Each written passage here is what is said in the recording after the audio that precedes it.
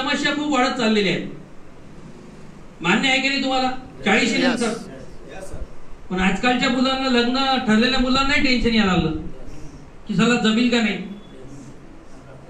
बरोबर आहे की नाही?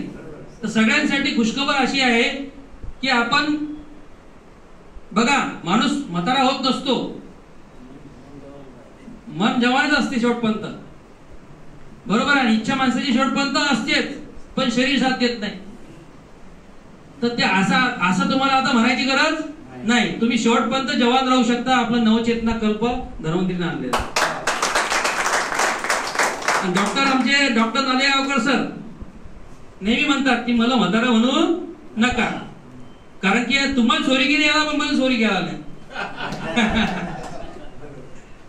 त्यांचं कारण कसं आहे? त्यांचं कारण असं आणखीन आहे की मनानं बी फिट आहेत, शरीरानंही फिट आहेत आणि पैशानं बी फिट आहेत. पैशानं जर फिट नसते सोयरी आली असती का? बरोबर आहे की नाही? धन्वंतरीमुळे काय आहे? पैसा आहे. बरोबर आहे की नाही? म्हणून त्यांनी आता पासपोर्ट काढून ठेवलेला आहे की ते म्हणतात मला म्हातारा म्हणू नका. त्याचं कारण काय? धन्वंतरी. आतापर्यंत ते धन्वंतरीचे प्रोडक्ट वापरत आले आणि त्याच्यामध्ये अजून काय भर पडलेली आहे?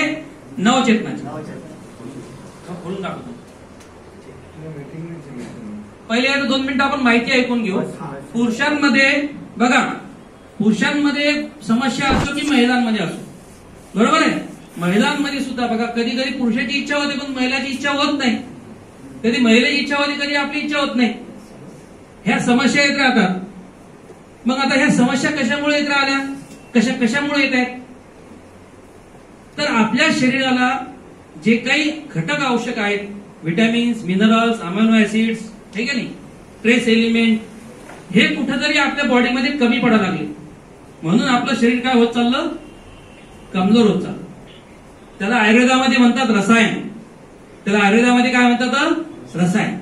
आणि आपल्या शरीराचं जे पोषण व्हायला पाहिजे सप्तधातूंचं, ते पोषण व्यवस्थित होत नाहीये. रक्त, मेद वगैरे, वीर्य, हे जे आहे ना आपण 7 धातू म्हणतो अशा प्रकारचे, त्या 7 धातूचं पोषण होणं गरजेचं आहे. त्या धातूचं पोषण झालं तर आपल्या शरीरामध्ये कोणत्याही प्रकारची कमजोरी राहणार नाही. आणि आणखीन गोष्ट अशी आहे की आता प्रत्येकाला कमाईचं टेन्शन लागलेलं आहे. बरोबर आहे की टेन्शन मध्ये माणसाचं सेक्स खराब होऊन जातो. म्हणजे काय? सेक्शुअल लाईफ माणूस जगू शकत ट्रेसमुळं. तर आपल्या बॉडीमध्ये जो ट्रेस असेल, आपल्या बॉडीमध्ये जे सप्तधातूचं पोषण व्यवस्थित होत नसेल, आपल्या बॉडीमध्ये जी कमतरता असेल, आपल्या बॉडीमध्ये जे रसायन कमी असेल, त्या सगळ्यांचं सोल्युशन आणलं कंपनीनं नवचेतना कल्प.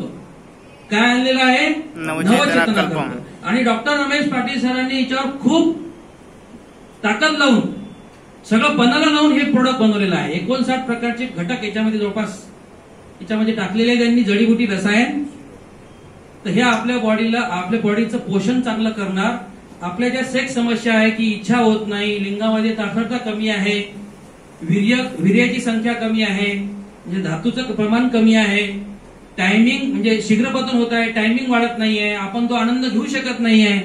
तर हे सगळे समस्या दूर होणार आहेत आपलं हे नवचेतना कल्प घेऊन. आणि घ्यायचं किती? फक्त बघा, ह्याच्यामध्ये असे 4 डबे आहेत. 4 डबे आहेत. हे 30 ग्रॅमची डबी आहे. फक्त एकदा 5 ग्रॅम घ्यायचं आहे. 4 ते 5 ग्रॅम घ्यायचं, तंबाखू सारखं इथं ठेवायचं आणि अर्ध्या पाऊण तासानंतर आपण ते काम जीवनाचा आनंद घेऊ शकतो.